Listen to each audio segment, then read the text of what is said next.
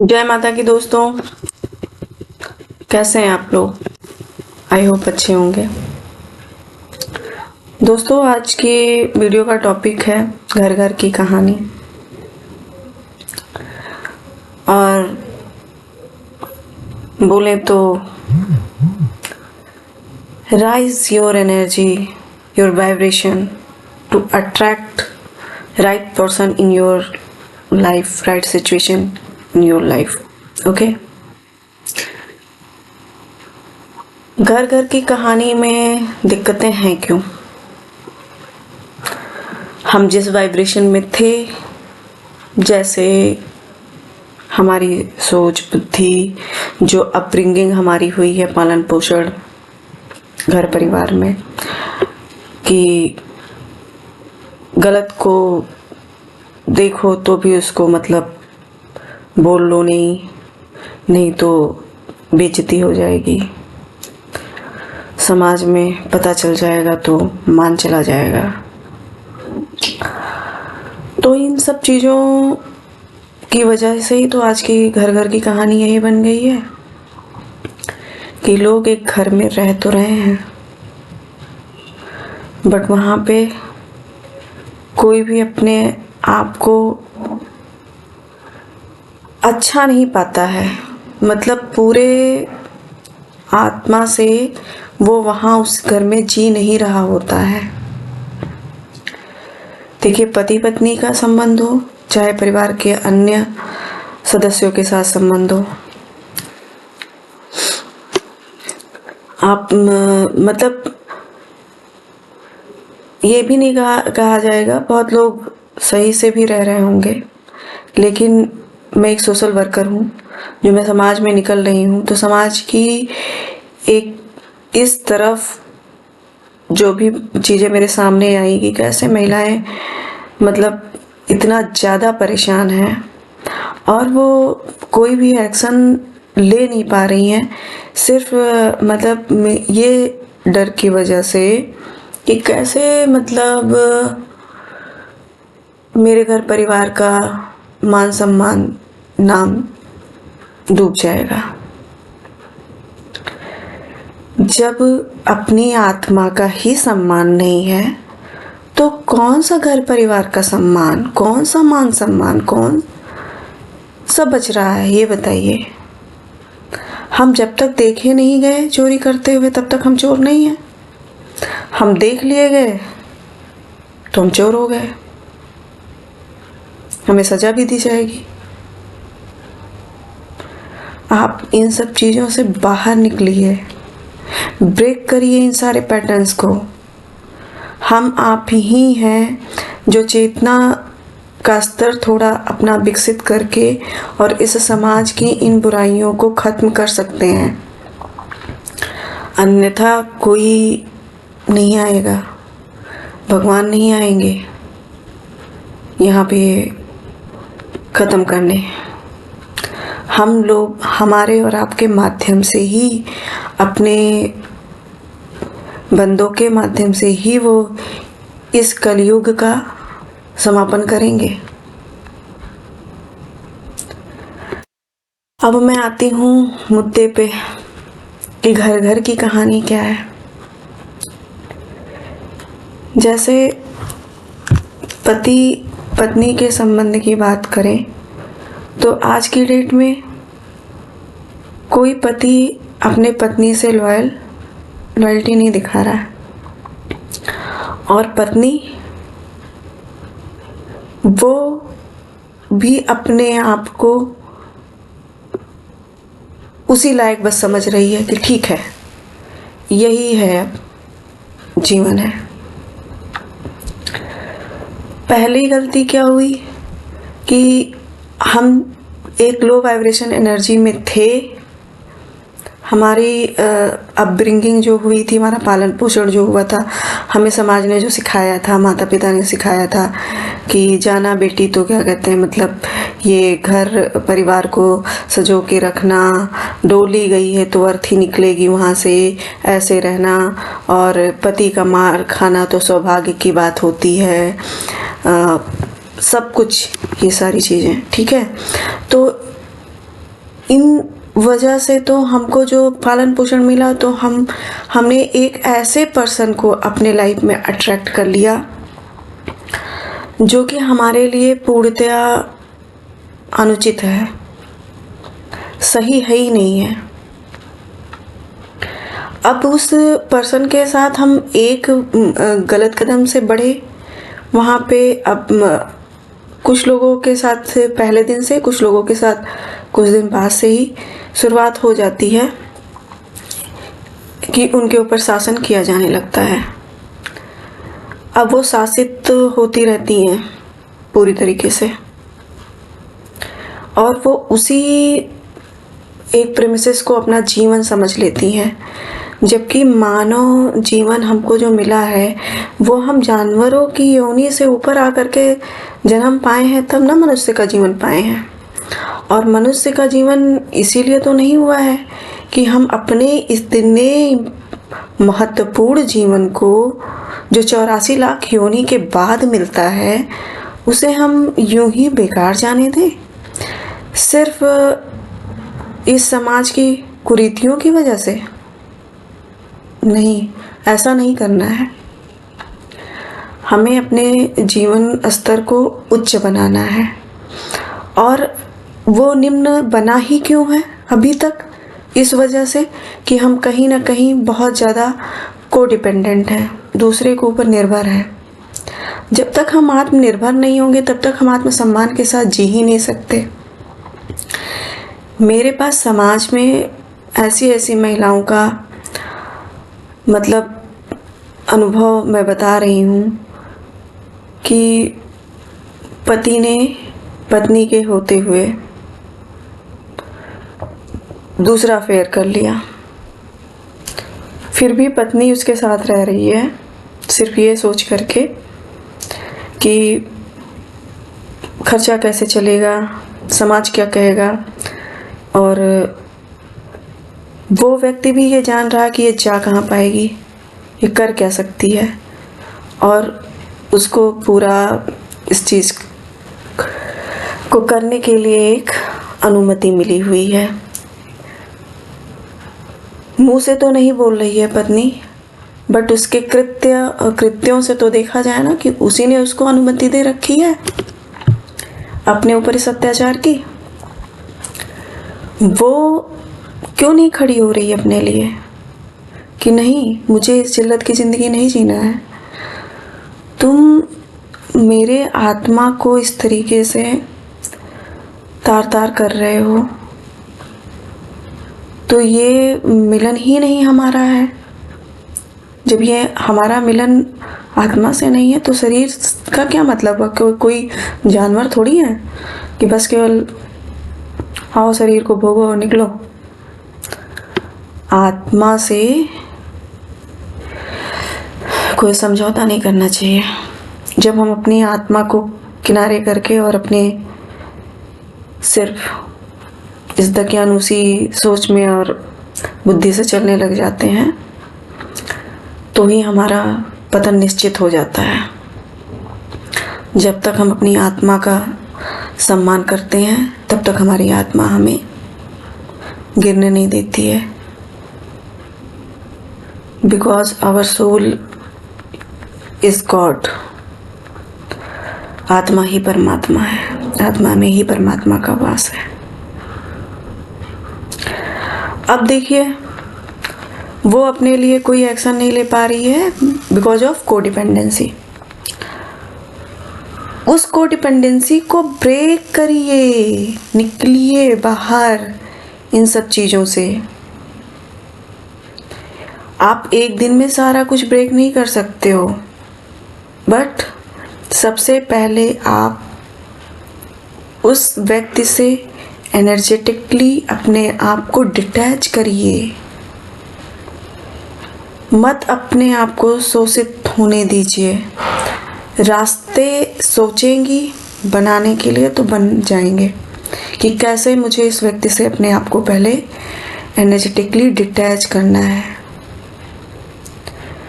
दूरी बनाइए उससे, क्योंकि वो व्यक्ति जो जिस टाइप की एनर्जी बाहर से लेकर के आ रहा है वो आपके साथ भी संबंध बना करके आपको और भी मतलब गंदा ही कर रहा है, कीचड़ में डाल रहा है।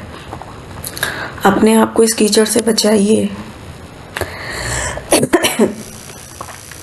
अपने आप को उस व्यक्ति से पहले एनर्जेटिकली डिटैच करिए।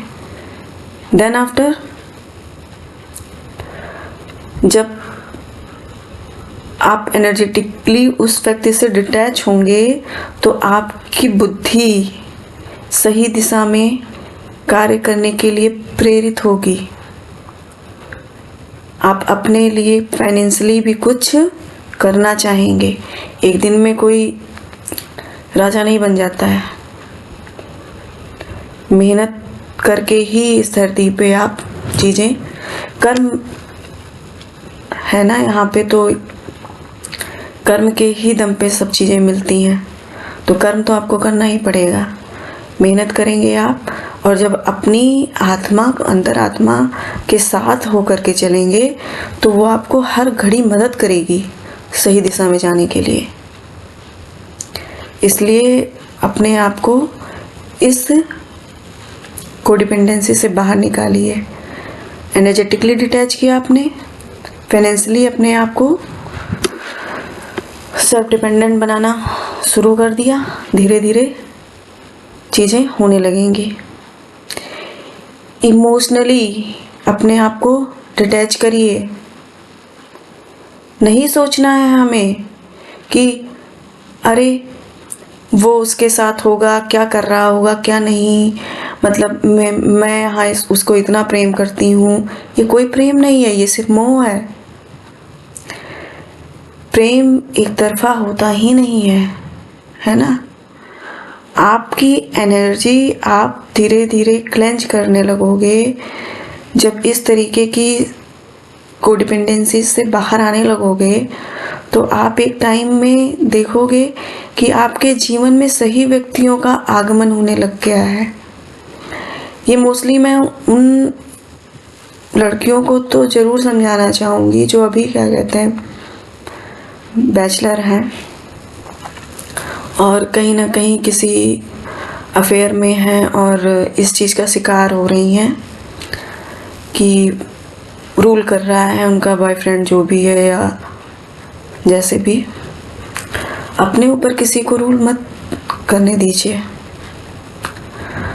दूसरी चीज़ें उन महिलाओं के लिए जो तो अब मतलब एक कदम क्या 10 कदम आगे बढ़ कर के उस गड्ढे में पड़ी हुई हैं, लेकिन निराश नहीं होना है। वो भी निकल सकती हैं, मन को मजबूत करेंगी तो वो भी उन परिस्थितियों से बाहर निकल आएंगी। समय लगेगा लेकिन निकलेंगी अवश्य। आपने अपने आप को पहले एनर्जेटिकली डिटैच किया, फाइनेंशियली आपने उसके ऊपर कोडिपेंडेंसी बंद किया। हाँ, हो सकता है शुरू में आपको उसकी थोड़ी हेल्प की ज़रूरत ज़रूर पड़ेगी, लेकिन पूरा विवेक से काम करिए कि धीरे धीरे थोड़ा जो भी आपका है बस उसी में आप अपने आप को संभालना शुरू कर दीजिए। और एक दिन आप अपने आप को इतना स्टैंड कर लीजिए कि आपको किसी की भी आवश्यकता ना पड़े। दूसरा, आपने इमोशनली, मैंने बताया कि इमोशनली आपको ये नहीं सोचना है कि वो क्या कर रहा है क्या नहीं कर रहा। आप सेल्फ पे फोकस करिए। आपका अपना जीवन है, आप अपने ऊपर ध्यान दीजिए, अपने लिए जिए, अपने शकल सूरत, अपने पहनाव ओढ़ाव, अपने आप को बनाइए। एक दिन हो सकता है वही व्यक्ति जब आप में ये परिवर्तन देखे और वो भी सुधरने के लिए मजबूर हो जाए, और या नहीं होगा तो ना हो। आप तो सुधर गए, आपकी लाइफ तो सुधर गई, आपका जीवन स्तर तो उच्च हुआ, मॉरल वैल्यूज आपकी उच्च होंगी कि सिर्फ क्या कहते हैं बिस्तर तक की चीज़ नहीं हूँ मैं अपने आप को और भी जगह पे प्रूव कर सकती हूँ, मैं अच्छा कमा सकती हूँ, लोगों के लिए अच्छा, समाज के लिए अच्छा कुछ कर सकती हूँ, आपकी मॉरल वैल्यूज़ रेज करेंगी। जैसे जैसे आपकी ये वैल्यूज़ रेज होंगी, आपकी एनर्जी हाई होगी। और आपने 2 चीज़ों से अपने आप को कर लिया, फाइनेंशियली, इमोशनली, फिजिकली भी। मैंने भी बताया ना कि अपने ऊपर ध्यान दीजिए, स्ट्रांग बनाइए अपने आप को, अच्छा खाइए, अच्छा पीजिए, अच्छे से रहिए। किसी के ऊपर डिपेंडेंट नहीं रहना कि वो मेरा दवा कराएगा, अरे मेरा शरीर नहीं ठीक है तो मुझे उसके ऊपर डिपेंडेंट रहना ही पड़ेगा, नहीं तो कैसे मैं क्या कहते हैं सर्वाइव कर पाऊँगी। नहीं, अपने आप को पूरी तरीके से ध्यान दीजिए अपने शरीर पे। योगा करिए, मेडिटेशन करिए, जिससे आपके जीवन में क्रांति आएगी, आप चेंज होंगे। फाइनेंशियली हो गया, इमोशनली हो गया, फिजिकली हो गया, और स्पिरिचुअली तो आप इंडिपेंडेंट होते ही हैं। बस हमें उस गहराई को समझने की आवश्यकता होती है। एक अध्यात्म ही तो है जो हमें सही जीवन जीने का स्तर बताता है। जितने जितने हम अपनी आत्मा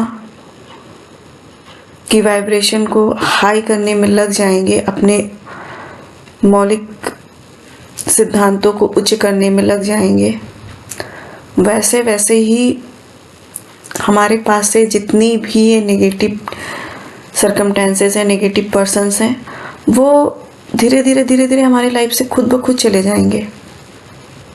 पहले एनर्जेटिक वे में जाएंगे, फिर फिजिकल वे में भी चले जाएंगे। ईश्वर, जब हम अपनी आत्मा के साथ, परमात्मा के साथ रहने लगेंगे, तो ईश्वर हमें अगर वहाँ रखेगा भी तो जानते हैं कैसे?